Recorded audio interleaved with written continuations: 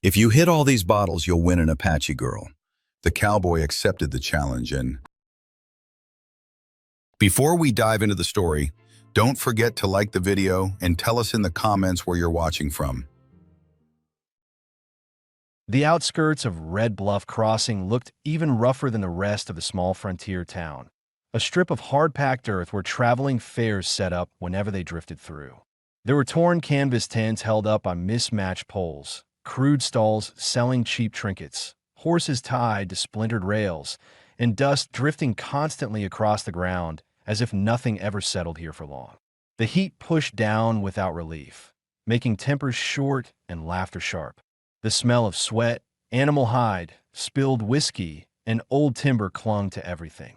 Beck Moran stepped through the fairground at a careful pace, his boots landing heavily, his hat angled low to keep the glare out of his eyes. He carried the look of a man who had been on the move for a long time.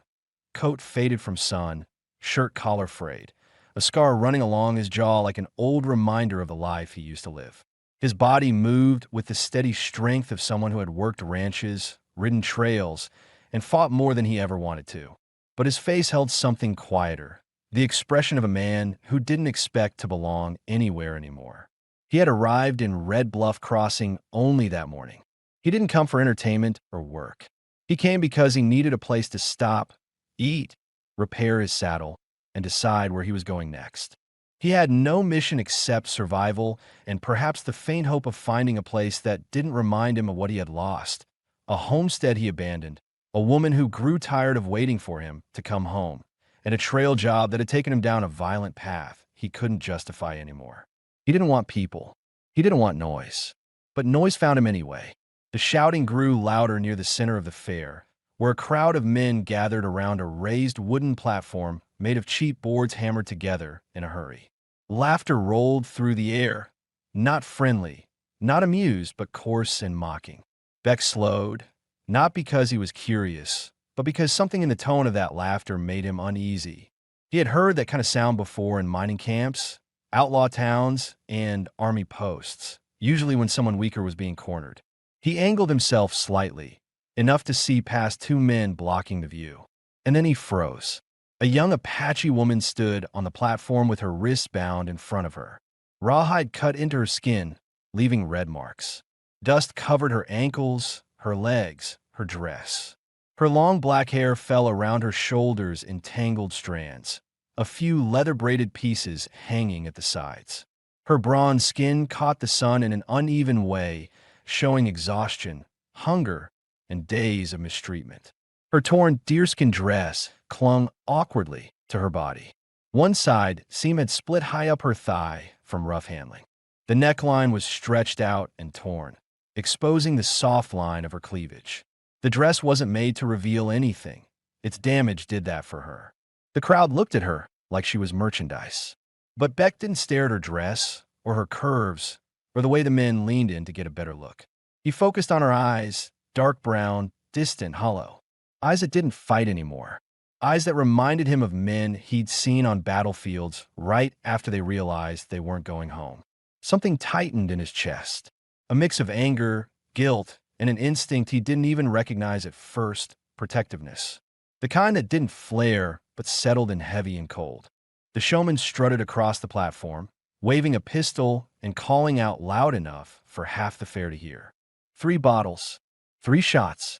Win the Apache girl. The crowd cheered. Beck felt his jaw lock. His mind worked quickly, not with panic, but with controlled awareness, the same way it used to when a situation was about to turn ugly and he had to decide whether to walk away or step in. Deep down, he already knew he wasn't walking away. His heartbeat picked up, steady but hard. Something about the woman, the way she held herself upright despite humiliation, the quiet in her stare, pulled him in before he could stop it. He took in everything at once. The men pressing forward, some drunk, some excited.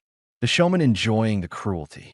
The woman breathing slowly, like she was trying not to show fear. Beck didn't like to interfere in other people's business. He learned that getting involved often made things worse. But this wasn't business. This was wrong, plain and simple. And leaving her there would stay with him long after he rode out of town. He stepped toward the booth. If anyone noticed the change in the air around him, they didn't show it. But Beck felt it, his body shifting into the same steady focus he used to get when things turned dangerous. His hands didn't shake. His breath stayed even. The years on the trail had worn him down, but they hadn't taken his aim. The showman noticed him approaching and brightened instantly. "Well now," he yelled. "Looks like we got a quiet one. Who wants to try?" Beck didn't answer. He reached into his coat, pulled out a silver dollar, and placed it on the table without looking at the man. He didn't like gambling, and he didn't like playing games, but he understood the rules here. The girl wouldn't walk off that platform unless he followed them. The man slid a pistol toward him, an old, poorly maintained weapon with a loose cylinder and too much grit in the chamber. Beck lifted it, tested the balance, and raised it with the smooth, practiced control of a man who had fired more than his share of guns. No showmanship, no hesitation. The crowd fell quiet, sensing something different. Beck aimed. His thoughts narrowed. Don't miss. Don't drag this out. End it fast. The first shot cracked through the air and shattered the bottle instantly. A few men cursed under their breath. Beck realigned the barrel with almost mechanical precision. Second shot, another clean break. Voices shifted from amusement to tension. The third bottle wavered in the breeze, but his grip stayed steady. He breathed out slowly and fired. The last bottle exploded into fragments that scattered across the platform. Silence hit the yard. Nobody cheered. Nobody joked. They just stared. The showman forced a smile and raised his hands. "Well, well," he said loudly. "Looks like the lady's got a new." Beck cut him a sharp look that made the man stop mid-sentence. He walked forward with controlled steps, aware of the eyes on him, aware the woman was still standing rigid, waiting for whatever came next. The showman hopped down and sliced the rawhide around her wrists, but he shoved her forward as he did it, treating her like livestock. Beck's voice came out low. "Don't touch her again." The showman stopped cold. Taya, he still didn't know her name, held her wrists close to her chest, rubbing them gently. She didn't run. She didn't speak. She just looked at him with a mixture of fear, confusion, and something deeper he couldn't place. She had seen men win things before. She had likely been one before. She didn't know what he expected from her. Beck didn't move closer. He didn't reach for her arms. He kept his hands at his sides, open and empty.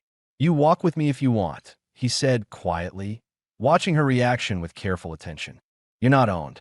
I'm just getting you out of here." She stared at him for a long moment, searching for the trick, the trap, the part where he became like the others. But his face didn't change. No hunger, no pressure, no demand, just steady, tired patience. Finally, she gave a small, uncertain nod. Beck stepped aside, so she had space to walk on her own. When she moved past him, she didn't touch him, but she stayed close, close enough to show she wanted to leave the crowd, but not close enough to show trust. He didn't rush her. They walked slowly toward the edge of the fair, the noise fading behind them, the dust settling around their feet. And as they crossed into the quieter part of Red Bluff Crossing, Beck felt the weight of a decision settle on his shoulders. One that he didn't regret, but one he knew would change the course of his life in ways he wasn't ready to admit. He had come to town for rest. He was leaving with responsibility.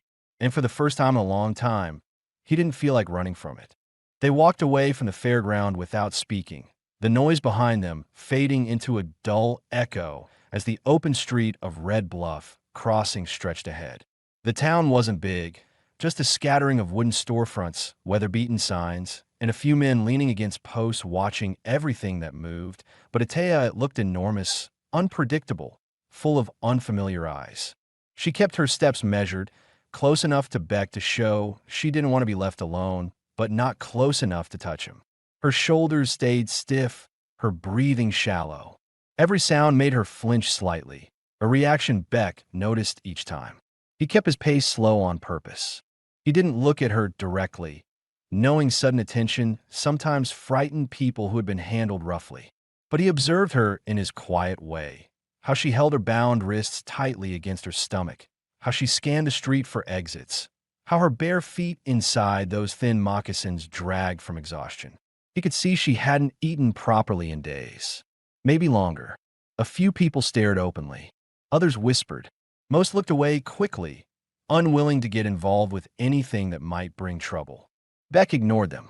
His focus stayed on keeping distance between Taya and the men who wandered too close. When one ranch hand stepped forward as if curious, Beck turned his head and gave a look sharp enough to cut the air between them. The man stepped back immediately. As they neared the livery stable, Taya slowed. She looked at the building with uncertainty, her eyes flicking between the doors, the roofline, the shadows inside. The question she didn't voice was clear enough. Is this where he takes me? What does he expect? Beck stopped too, turning slightly, so she could see his face without feeling cornered. "There's a room above the livery," he said, speaking evenly. "I rented it this morning. You can rest there. No one will bother you." Her eyes narrowed with suspicion, not anger, but caution. She had likely been promised safety before. He continued quietly. "I sleep downstairs in the tack room. Separate." The tension in her shoulders changed, not disappearing but shifting, as if his words removed one fear but left a dozen others. She looked at him, really looked, trying to measure what kind of man he was. His face wasn't soft, but it wasn't hungry either. He didn't linger on her torn dress. He didn't reach for her. He simply waited for her decision. She finally nodded. Inside the livery, the stable hand, an older man named Whit, lifted his head as they entered. His eyes lingered on Taya's torn dress, then flicked to Beck, silently asking if trouble was following. Beck shook his head once. "I'm using the room upstairs," Beck said. "Need water and a blanket." Whit handed them over without questions. The way Beck moved, the way he kept himself between Taya and the doorway, told Whit everything he needed to know. Whatever story lay behind this, the cowboy wasn't looking to hurt anyone.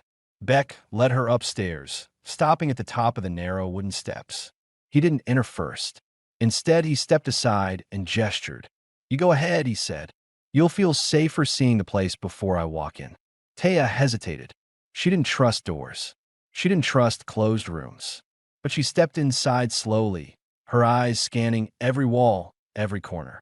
The room was small, a cot against one wall, a wash basin, a table with one stool, and a single window overlooking the dusty street.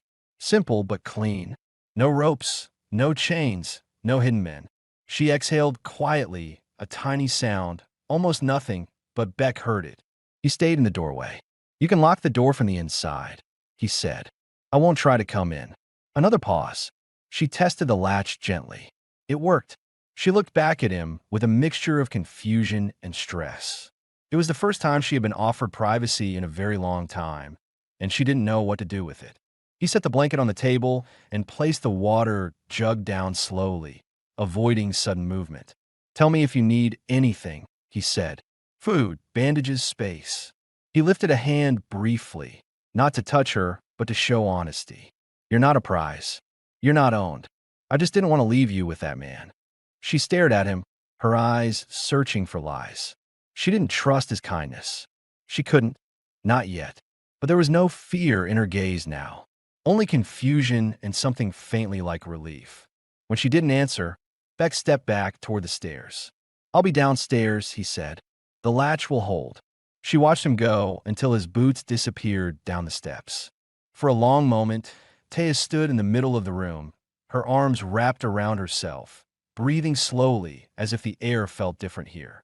She touched her wrists, red and tender from the rawhide. She touched the torn edge of her dress, not with shame, but with the practicality of someone who had worn damaged clothes before. Her eyes drifted to the window. She checked the street, expecting someone to follow.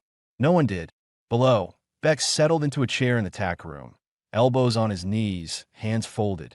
He stared at the floorboards above him, listening to her footsteps. His mind replayed everything. Those empty eyes on the platform, the torn dress, the way the crowd watched her like an object. He felt anger again, but more than that, he felt responsibility. He did not know her name. He did not know where she came from. He did not know what she wanted now that she was free of the fairground. But he knew one thing clearly. He wasn't riding out of town until he was sure she was safe. Outside the stable, he noticed a few men from the fair drifting around, pretending to loiter. He knew what that meant. They weren't done with what they thought they lost. He rested a hand on the gun at his hip. If they tried anything, they'd have to go through him. Upstairs, Taya moved to the cot and sat carefully, her breathing still slow, her body tired. She wrapped the blanket around her shoulders and looked toward the door again. For the first time since her capture, she allowed herself to lie back. Not deeply, not fully trusting, but enough to feel the difference between captivity and a small room offered without demand. Her thoughts were tangled with fear, exhaustion, and a cautious curiosity. Why did he help her? What did he want? Would he leave? Would others come? But one thought felt solid, even in the uncertainty. He didn't try to touch her. She closed her eyes for a moment, letting the first sliver of safety settle in the quiet space. Downstairs, Beck leaned back, exhaled, and accepted the new truth settling over him like a slow weight. He had no intention of walking away from this woman or whatever danger followed her. Not tonight. Not tomorrow. Maybe not ever. Night settled over Red Bluff, crossing slowly, bringing a cooler wind that pushed dust across the street in thin sheets. Lanterns flickered along the storefronts, and most of the fairground noise faded as the crowd drifted toward the saloon. Inside the livery, the light dimmed to a warm orange glow that reached only the edges of the tack room, where Beck sat, elbows on his knees, listening to the faint movements above him. Every small sound, footsteps shifting on the wooden floor, the creak of the cot, the soft thud of the water jug, told him she was still awake. He didn't blame her. After what she'd been through, sleep wouldn't come easily. He leaned back, the chair groaning under his weight, and rubbed a hand over his jaw. His thoughts kept circling the same questions, ones he hadn't let himself ask in front of her. Who had taken her? How long had she been held? Was someone looking for her? Were the men from the fair the only danger here? Or was there someone worse? Most importantly, would she want to stay with him once she could make her own choices? He didn't like the way that last question tightened his chest.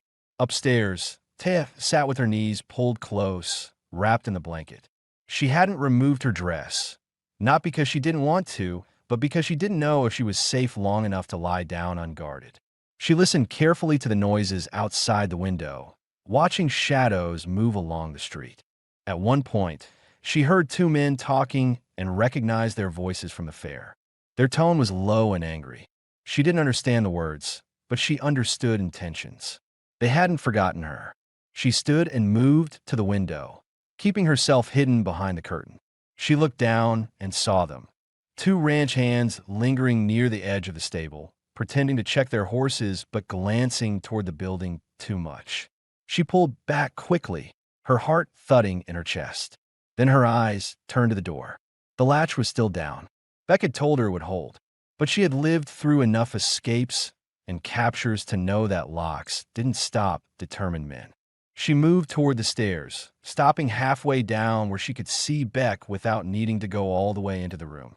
He looked up when he heard her footsteps. He didn't rise quickly or reach for her, and that made her pause less. She pointed toward the window above and said softly, "Men outside." His jaw tensed, and he stood, the movement slow and controlled so she wouldn't flinch. "Same ones from the fair?" he asked. She nodded once.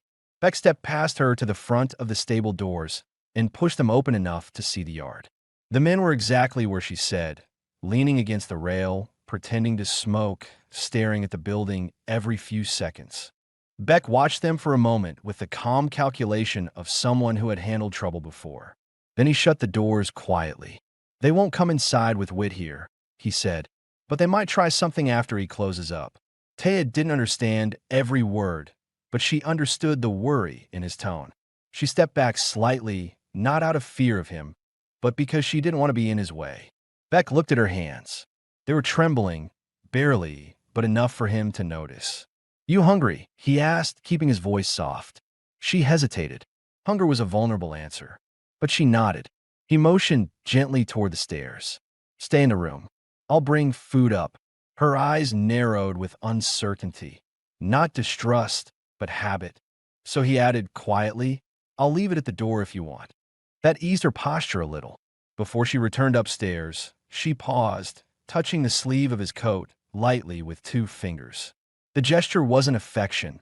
It was communication. "Thank you. I understand. Please be careful." He gave a small nod back. Beck stepped out the side door toward the hotel kitchen, where he knew he could buy a plate of stew and bread at this hour.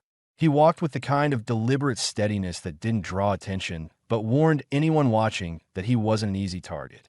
The two ranch hands straightened when he passed, clearly reevaluating whether following the Apache woman had been worth the risk.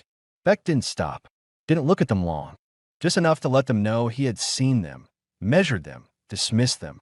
Inside the kitchen, he paid for the food, wrapped it, and headed back quickly. The whole time, he kept Taya in his thoughts, the way she had scanned exits, the way she had braced herself when he stepped too close, the way she looked half-starved and half-frozen in that torn dress. When he returned, he found Whit locking up the front doors for the night. "You bring trouble with you?" Whit asked under his breath. "Not if they're smart," Beck replied. Whit snorted and headed home. Beck waited until his footsteps faded before he entered the stable and climbed the stairs. He stopped at the door and knocked once. "Taya, I have food." There was a moment of silence. Then the latch clicked. The door opened only a small amount, just enough for her hand to reach through and take the bowl and bread. She didn't open the door fully. She didn't trust that yet. Beck respected it. As she pulled the food inside, he spoke in a low tone that wouldn't carry. "I'll stay in the tack room until morning. No one will come up here. If anyone tries, you shout. I'll hear you." The door closed slowly, not with fear, but with thoughtfulness. She was considering his words, measuring them, deciding whether she believed him. Inside, Taya sat on the edge of the cot and ate cautiously, quietly, savoring each bite like someone who had gone days without meals she could finish peacefully. Her hands steadied as she ate. Her breathing slowed. For the first time since her capture, she felt the slightest bit of control returning to her. Downstairs, Beck stretched out on the cot in the tack room, hand behind his head, listening for the sounds outside. Every time footsteps approached the stable, he stiffened and reached for his gun. But the men didn't try anything. Not tonight. Still, he kept one eye open. Sleep didn't come easy for either of them. Taya lay awake upstairs, trying to understand her own fear and her growing curiosity about the quiet man downstairs. Why he helped her, why he kept his distance, why he didn't ask for anything. Beck stayed awake, wondering how far he was willing to go to protect her. Both of them, strangers hours ago, now lay under the same roof, listening for danger and wondering what tomorrow would bring, neither knowing that their lives had already begun to shift in ways neither had planned. And somewhere outside, in the dark edges of Red Bluff Crossing, the men from the fair weren't finished watching. Dawn broke pale and cold over Red Bluff Crossing, spreading a soft gray light across the empty street. The fairground was silent now, canvas tents sagging after the long night. Dust settled in thin layers over everything.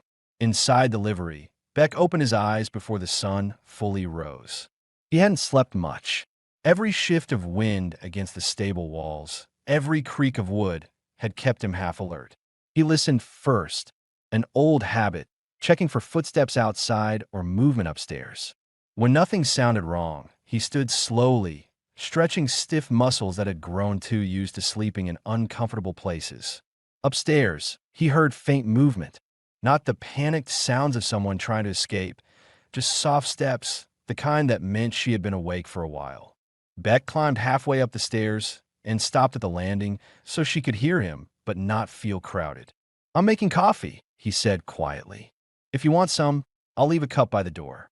There was a pause, then the muted sound of the latch lifting. The door didn't open all the way, only enough for Taya to look out with cautious eyes. Her hair was loose now, falling over her shoulders in a heavy black sheet. She still wore the torn dress, but she had wrapped the blanket around her waist to cover the split seam. Her expression was guarded, but less hollow than yesterday.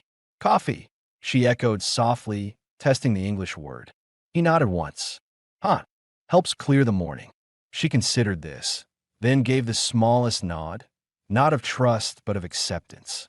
She disappeared back into the room, and Beck went downstairs to start the fire. As the smell of boiling coffee drifted through the stable, Taya stepped quietly around the upstairs room, inspecting her surroundings again in the morning light. She checked the window, the door, the walls, making sure no one had come in while she slept.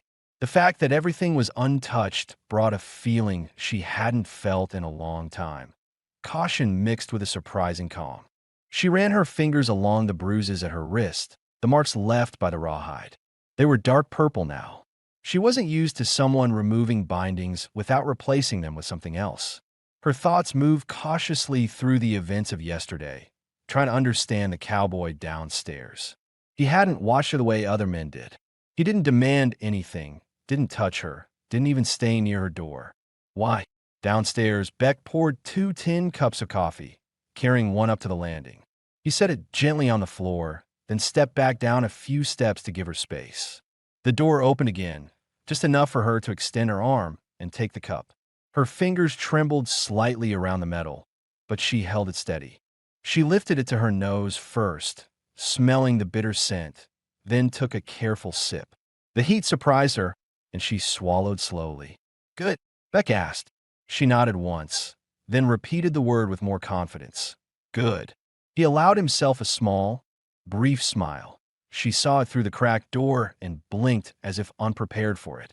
She closed the door again, but not abruptly this time. Beck went about feeding his horse and checking the stable yard. The morning brought a chance to see things clearly, and what he saw didn't sit right with him. Footprints in the dirt, fresh, leading toward the stable and back out. The distinct shape of 2 different boots. Someone had come close during the night. Would arrive a few minutes later, whistling as he entered, but the sound cut short when he saw Beck crouched by the tracks. "Those weren't here yesterday," Beck said. Whit frowned. Saw a couple fellas hanging around late. Thought they were drunk. Beck stood, brushing dust from his hands. "They weren't drunk." Whit lowered his voice. "You plan on keeping the girl here long?" Beck didn't answer at first. Not because he didn't know, but because the truth surprised even him. "For now," he said finally, "until I figure out what those men want." Whit held his gaze for a moment, then nodded. "You do what you need to. Just don't bring the whole town's trouble down on this stable." Beck almost said he couldn't promise that, but held his tongue. Instead, he went upstairs again, knocking lightly. When Taya opened the door a sliver, he spoke in a calm, even tone. "I need to ask you something."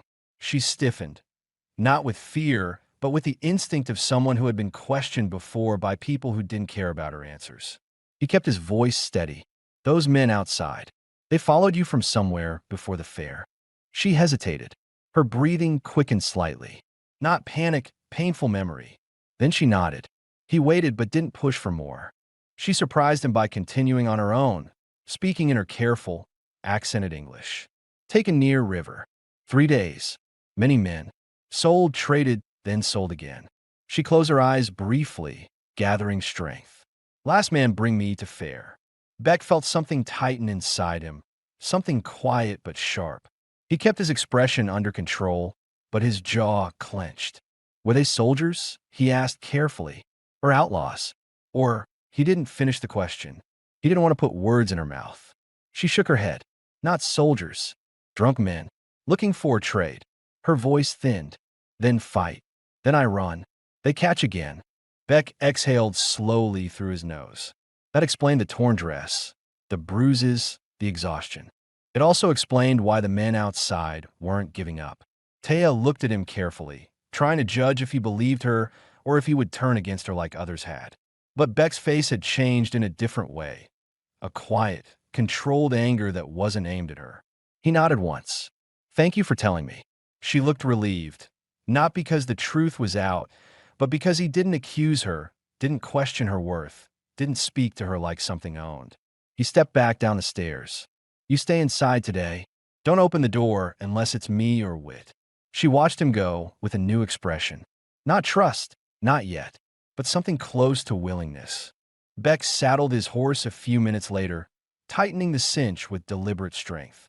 If the men outside thought she was unprotected, they were wrong. He had questions to ask around town, about the fair, about the traders, about the men who had been lingering. He was beginning to understand something he hadn't admitted to himself. He wasn't helping her because he got her in a game. He was helping her because she had no one else. As he mounted up, Taya watched him through the upstairs window. She didn't understand why he was leaving, but sensed it wasn't abandonment. His posture was different from the men who deserted her before. He didn't ride for freedom. He rode with purpose.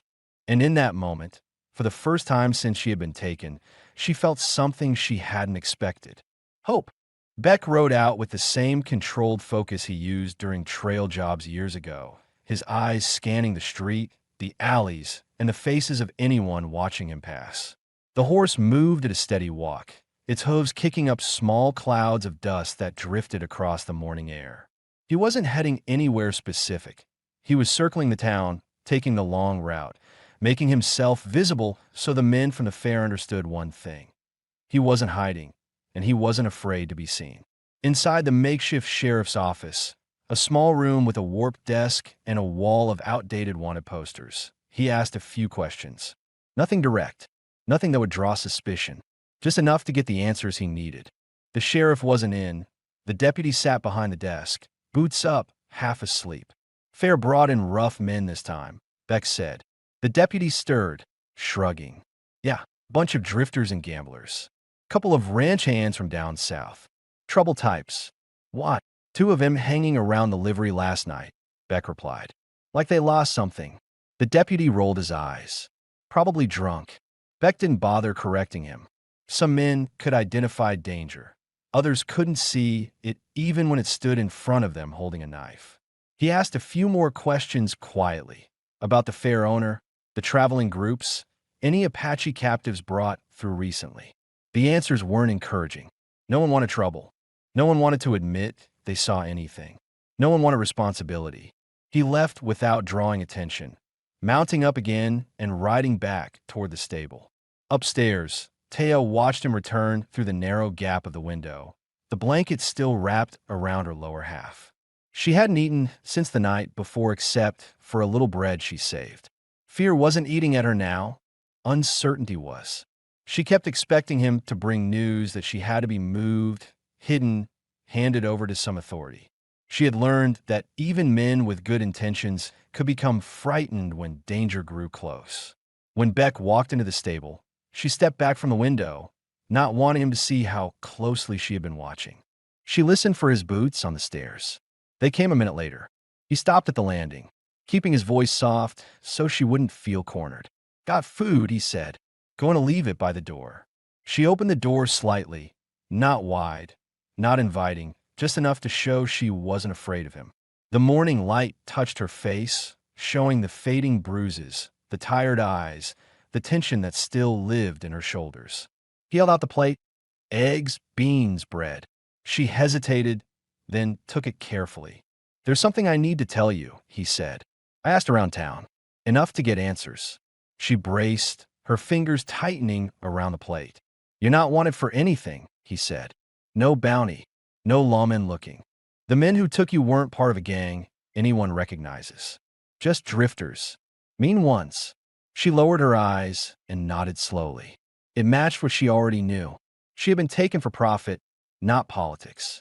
Beck continued, still calm, still deliberate. But they're still here. Two of them at least. They've been asking questions around the saloon. She swallowed hard. Want to take me again? Yes.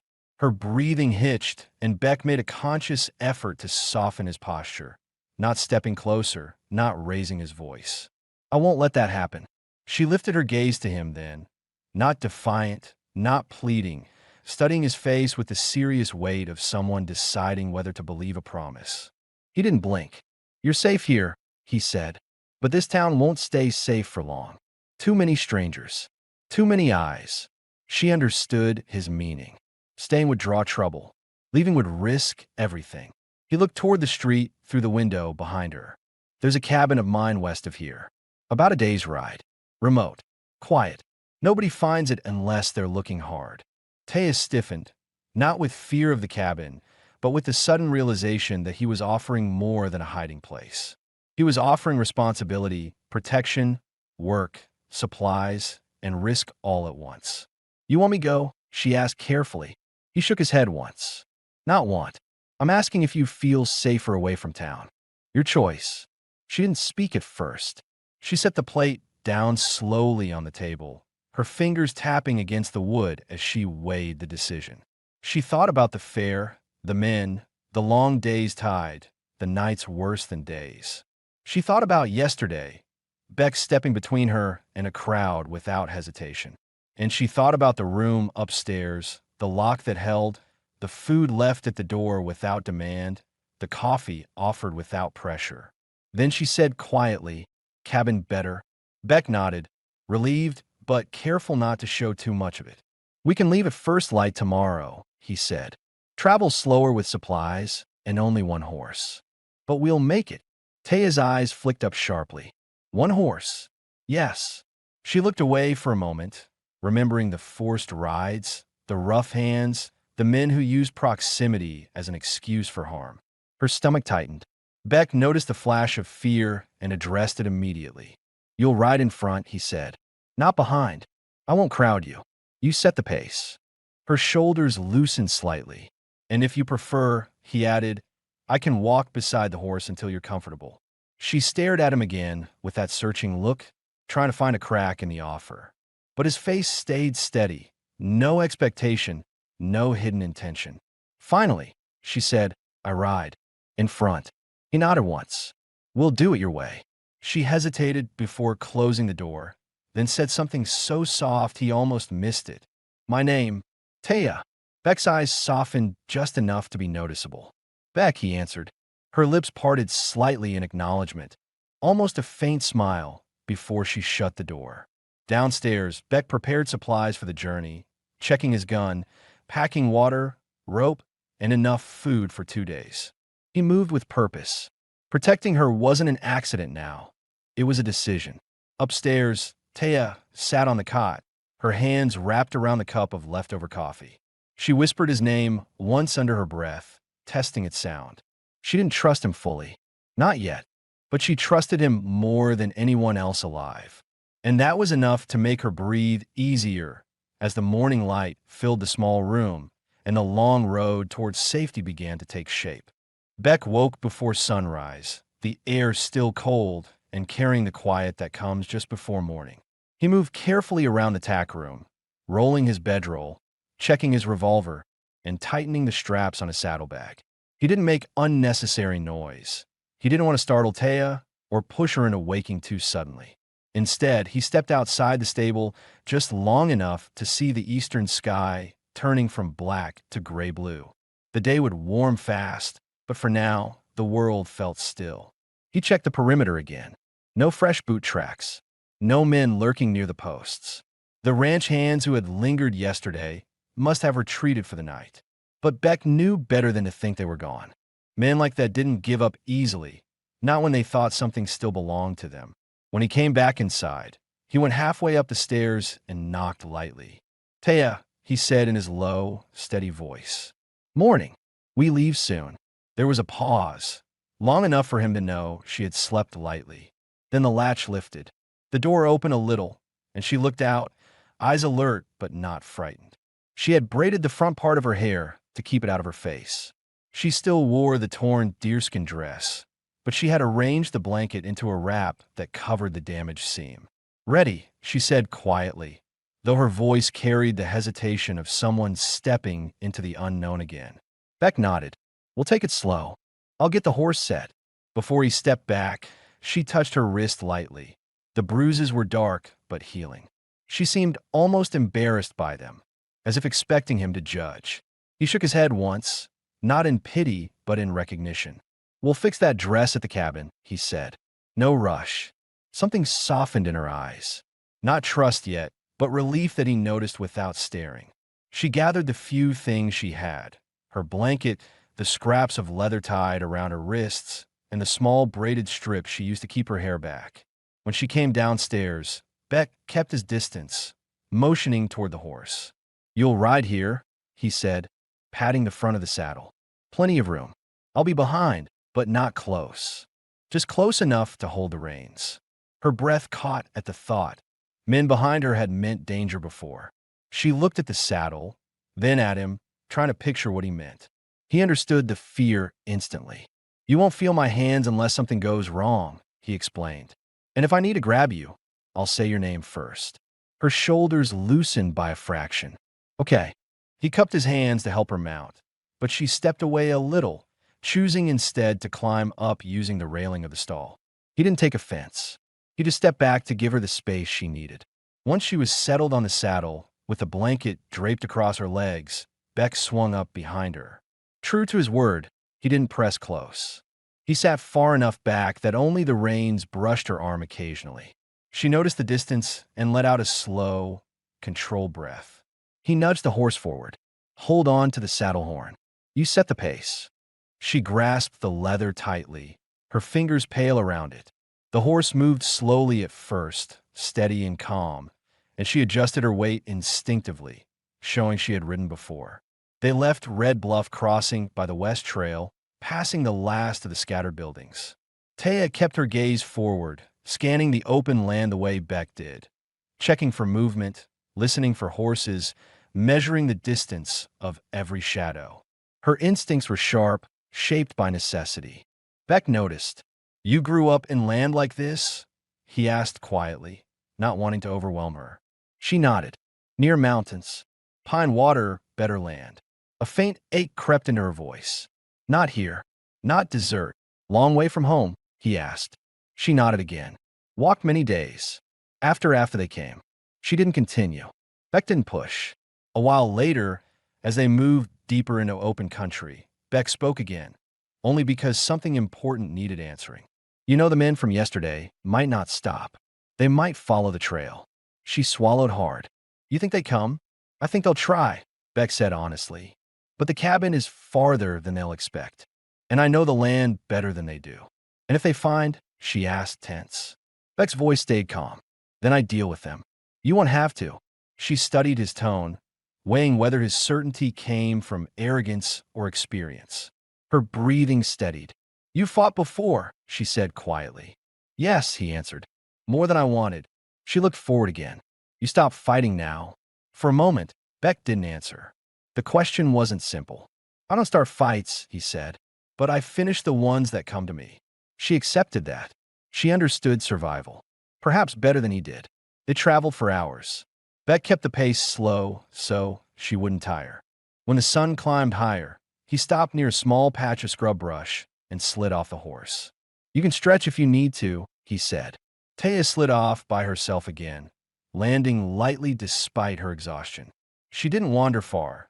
She stayed within 5 steps of him, not because he commanded it, but because she felt safest inside that distance. She drank water from his canteen, and when he offered jerky, she took it with careful fingers. Do you see them? She asked quietly, scanning the horizon. Not yet, Beck said, but I don't trust empty land. We move soon. Before mounting again, she surprised him by asking, Why you help me? Beck took a slow breath. Because nobody else would. She considered that answer. It wasn't elaborate. It wasn't meant to impress her. It was just the truth. She nodded once, accepting it. When they rode again, Taya sat straighter, more confident in the saddle.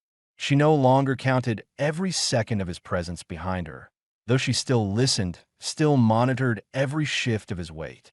And Beck, for his part, felt something new settling in him. He wasn't just guiding her to the cabin. He was responsible for her now, in a way that felt heavier and more important than anything he had carried in years.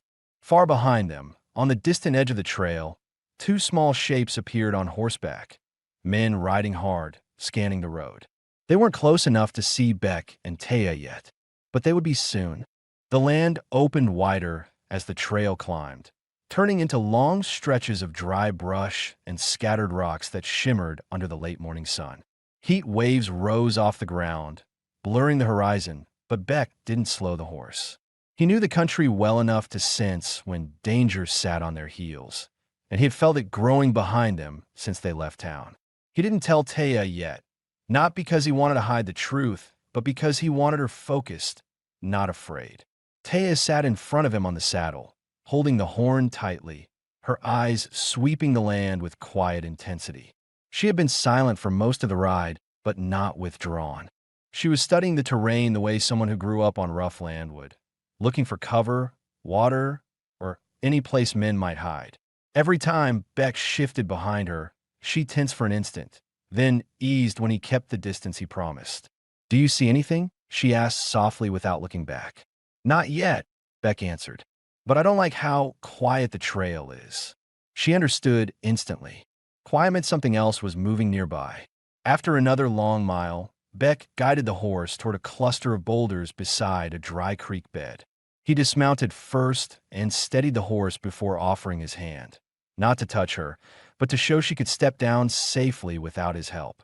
She slid off the saddle again, using the stirrup, landing lightly despite her tired legs. Rest here, he said, scanning the back trail. She took a few steps to the shade cast by the largest boulder and leaned against it, breathing slowly. She tried not to look worried, but Beck saw the tension in her jaw, the stiffness in her shoulders. She noticed him watching. You think they come? He didn't sugarcoat it. Yes. She turned her head toward the trail, her eyes narrowing. Not fear, calculation. She had been chased before. She knew what it meant. Beck reached into his saddlebag and took out a small strip of dried meat, handing it to her. Eat. You'll need your strength. She ate while keeping her eyes on the horizon. After a moment, she asked, Why make cabin far? Why not live in town? Beck leaned against the boulder across from her, crossing his arms. He debated how much to say before finally giving her the truth. Town's too close to everything I try to leave behind, he said. Noise, people, men asking questions. I needed quiet. She studied him. Quiet or alone? He let out a long breath. Both. She nodded, understanding more than he expected. You lost family, she said softly. Not a question, an observation. Beck looked away at the dry creek bed. Yes. Taya didn't press. She didn't ask how, or when, or why. She simply accepted it, which was more mercy than anyone had offered him in years. After a minute, Beck straightened. We should keep moving. She walked toward the horse, but he stopped her with a quiet word. Wait. He crouched by the ground near the trail. Fresh tracks, barely visible, but they are pressed into the dust by two riders moving fast. Taya stepped closer. How many? Two, he said. Same ones from the fair. Her breath tightened, and she instinctively wrapped the blanket around her waist more securely. Beck saw it and spoke quickly. They're far behind. We can outdistance them. But you said they ride fast. They do. He met her eyes. But I know these trails better than they do. She hesitated. If they catch, then they'll answer to me. His tone was steady, unshaken. It wasn't bragging, it was fact. They mounted again, Taya settling herself carefully in front, Beck leaving the same respectful space behind. As the horse moved forward, Taya spoke quietly, almost embarrassed. I smell bad. Dressed dirty. I look, she didn't finish. Shame tightened her voice. Beck shook his head. You look like someone who survived something meant to break you. Then, gentler, there's a creek near the cabin. You can wash there. And clothes, we'll fix those. She didn't look back at him, but her posture changed subtly. Her shoulders lowered, her breathing eased. Hours later, the landscape shifted. Sparse trees appeared, juniper first, then pines. The air grew cooler, carrying the scent of sap. Taya sat up straighter, inhaling deeply. Smells like home, she whispered. That's why I chose this place, Beck said. No one comes out here unless they're running from something. Or someone, she asked. Both. As they rounded a bend between two rocky ridges, Beck slowed the horse. He lifted his chin toward the back trail, motioning for Taya to look. Dust. Two distant riders. Coming fast. She stiffened. They see us. Not yet, Beck said. But they will. Then what? Beck scanned the land quickly, his mind moving through old trail maps he kept memorized. He spotted a narrow path cut between two large rock formations, barely visible unless you knew exactly where to look. We take the high cut, he said. She looked where he pointed. Horse fit there. Barely, he admitted, but it's the only way they lose the trail. He nudged the horse into a faster trot. The terrain grew rough, forcing Taya to grip the saddle horn tight as Beck steered the horse between jagged rocks. Dust rose around them, stinging her eyes, but she held steady, trusting his control. Behind them, the riders closed in, not yet close enough to shoot, close enough to see movement. Faster, Taya whispered. We push too hard now. The horse will tire before the climb, Beck said. Hold tight. Trust me. She did. Whether consciously or because she had no other choice, she leaned forward, her body steady despite the bouncing, her breath sharp with worry but not panic. They reached the narrow cut, a thin gap no wider than two horses standing side by side.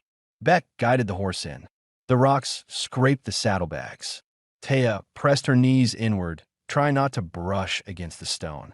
Behind them, the riders slowed. The cut was too narrow for two horses. They would have to come through single file. They follow, Taya said. I know. She glanced back over her shoulder. Beck didn't push her back. He let her look. Two figures emerged at the mouth of the cut, hesitating, arguing. They afraid? She asked. No, Beck said. Just not smart. She almost smiled, almost.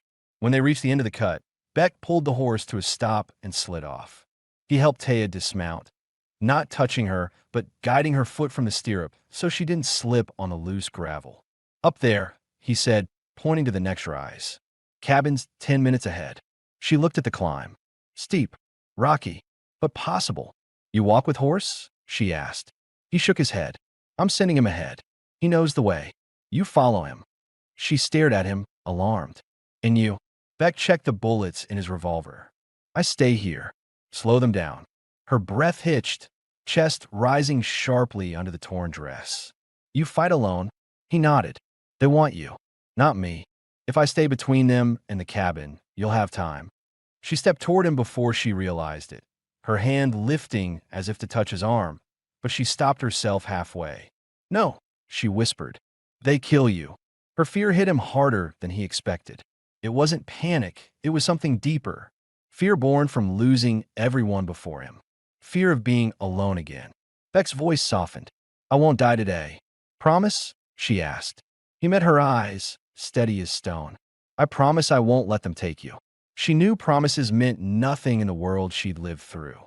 But the way he said it, slow, calm, certain, settled something inside her. She finally nodded.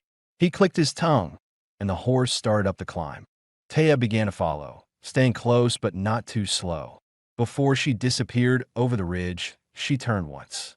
Beck stood below, revolver ready, boots planted, shoulders squared.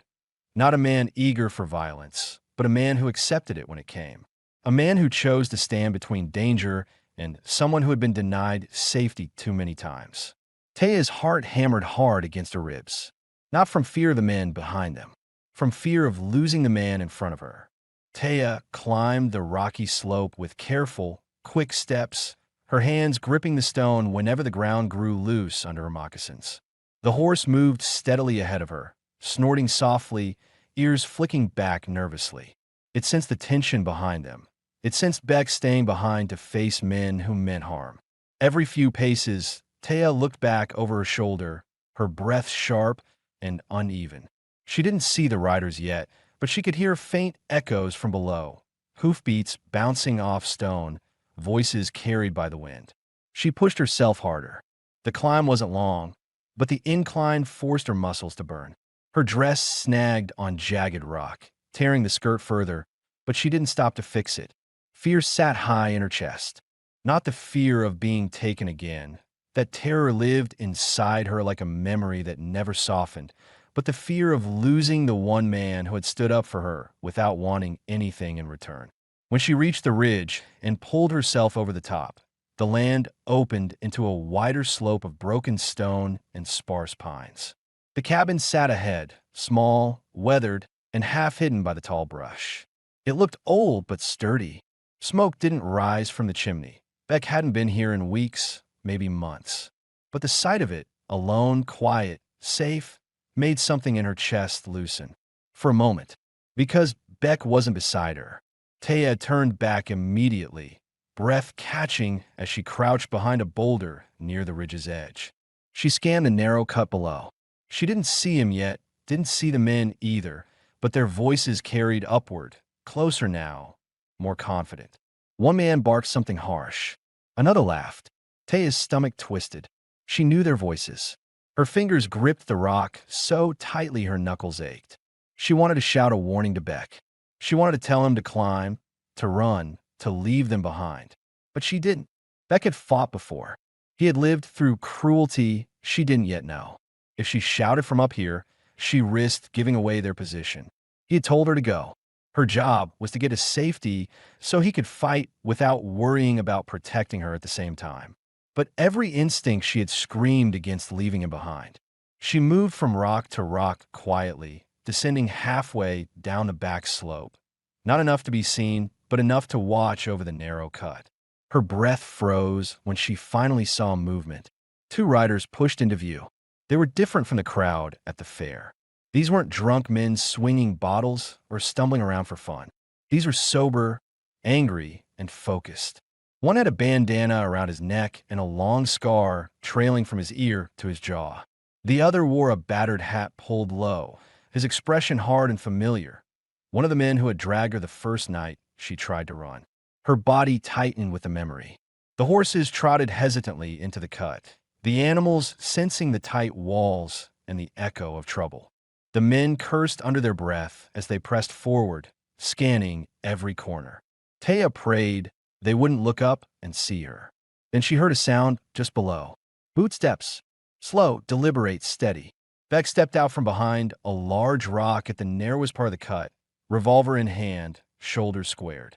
He didn't shout a warning. He didn't show fear.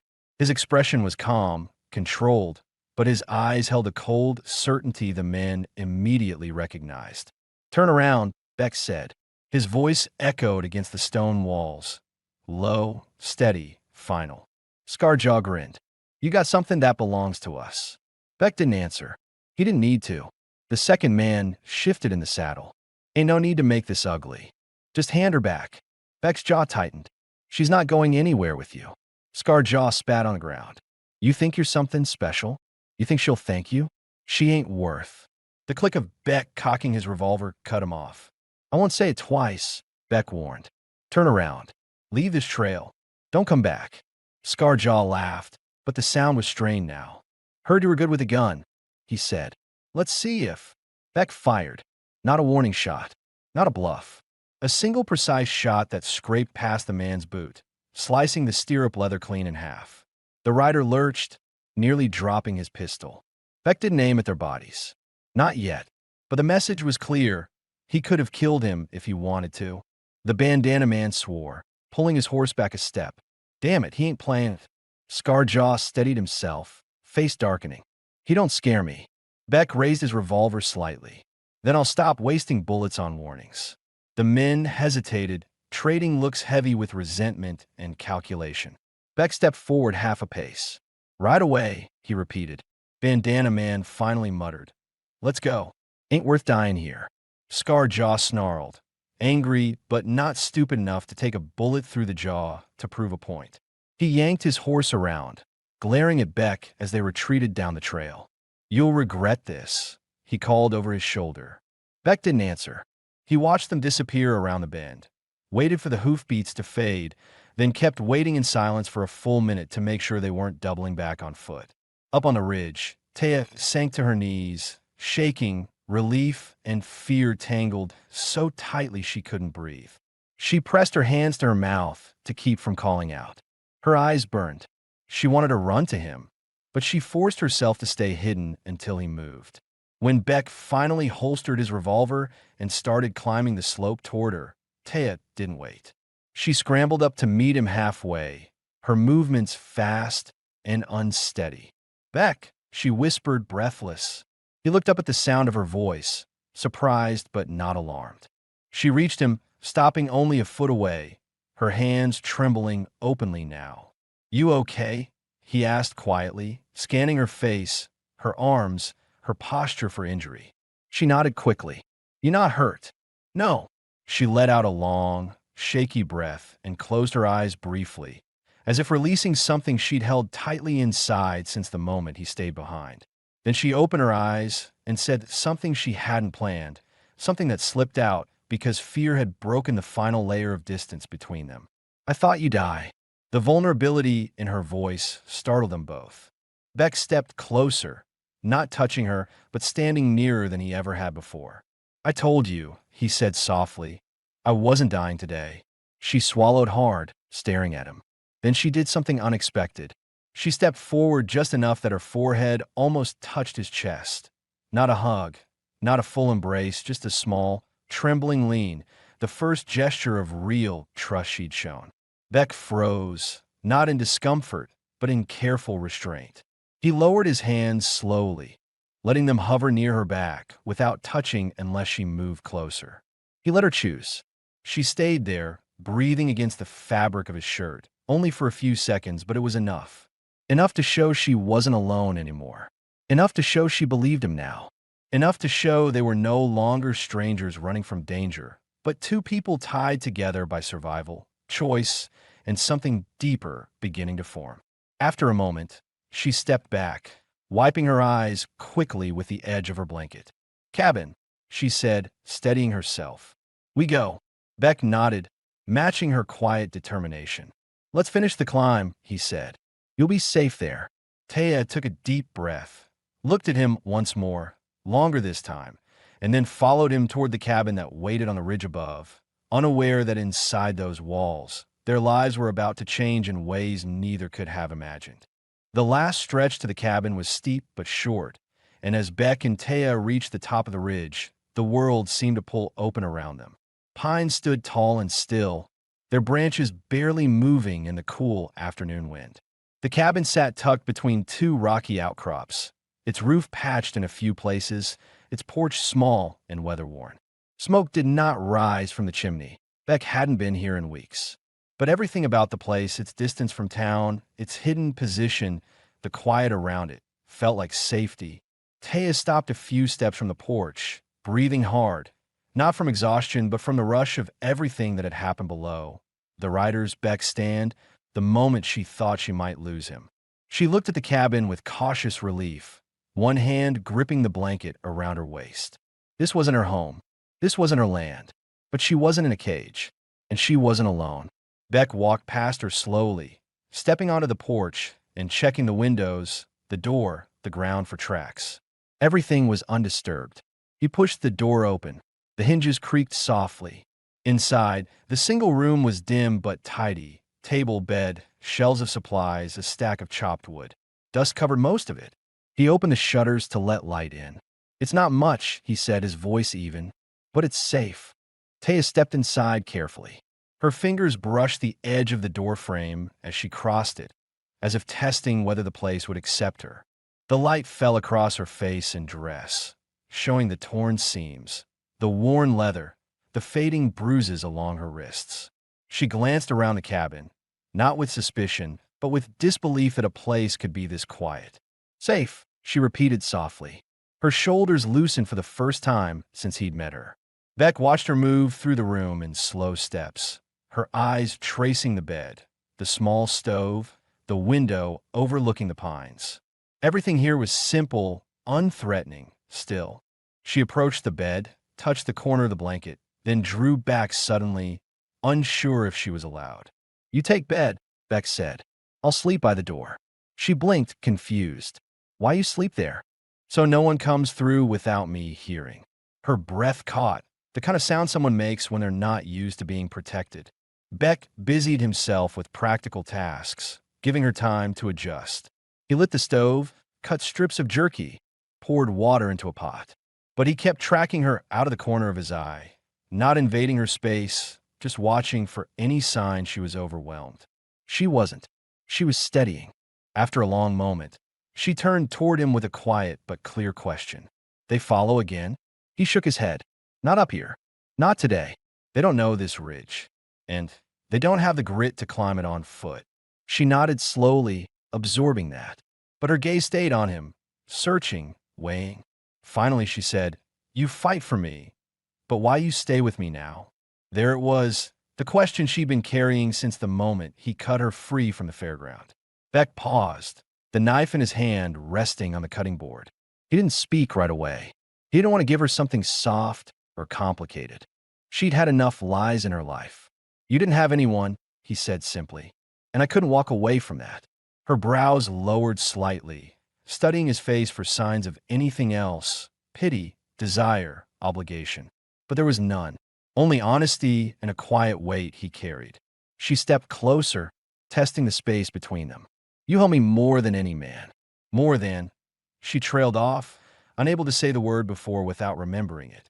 He softened his voice. "You owe me nothing." She exhaled shakily, not from fear, but from the relief of hearing those words spoken aloud. Beck motioned toward the stove. "Sit. Eat. You've gone too long without." She obeyed, but her eyes stayed on him, watching him as he moved around the cabin with quiet purpose. She saw the scars on his arms, the way he checked the windows 3 times, the way he kept his revolver close but never aimed in her direction. She saw a man shaped by violence but controlled by restraint. It made her breath steady. After they ate, Beck stepped outside to check the trail from the ridge. The sun was dipping lower behind the pines, casting long shadows across the rocks. No movement, no dust, no riders. When he came back inside, he found Taya standing near the window, the blanket wrapped around her waist, the late light outlining her silhouette. She turned when he closed the door. "You not say if people come here if they find me. What happened then?" she said quietly. Beck leaned against the wall, arms crossed loosely. "Then they deal with me." "You say that easy," she replied. "I learned to handle men like them," he said. "I'm not afraid of them." She stepped closer, her expression shifting, frustration, worry, tenderness all tied together. "But I afraid for you." Something inside him tightened. Not a wound, not fear, but something warmer and heavier. He hadn't had someone worry about him in years. He stood still as she approached slowly, measuring every inch of distance. She stopped close enough that he could feel the warmth of her through the cool air. "You save me," she said softly. "You keep promise.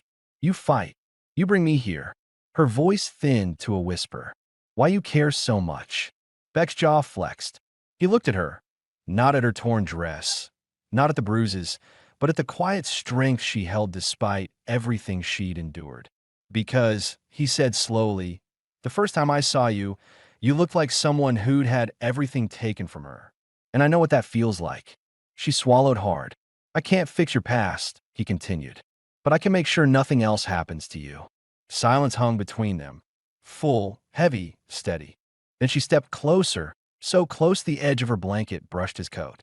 She lifted a hand slowly, trembling but deliberate, and touched the side of his jaw. It wasn't bold. It wasn't fearful. It was a choice. Beck didn't move. He didn't pull her in. He didn't reach for her. He let her decide. She lifted her face to his, her breath warm against his chin. "You safe man," she whispered. "I know now." He lowered his forehead to hers, carefully, letting the contact be gentle, grounding. She didn't pull away. If anything, she leaned into him, her fingers curling lightly at his coat. When her lips brushed his, it wasn't desperation. It was gratitude, relief, and a slow, growing affection she hadn't thought she'd feel again. Beck kissed her back softly, restrained, making sure she guided the moment. When she deepened the kiss, he followed, hands still at his sides to show she controlled the pace. When they separated, her eyes shone not with fear, but with certainty. "You stay with me?" she asked. "Every day you want me to," he answered. She nodded once, slow and sure. Outside, the last of the sunlight faded over the ridge. Inside, Taya stood beside Beck, knowing this was no longer just protection or survival. It was a beginning, a real one.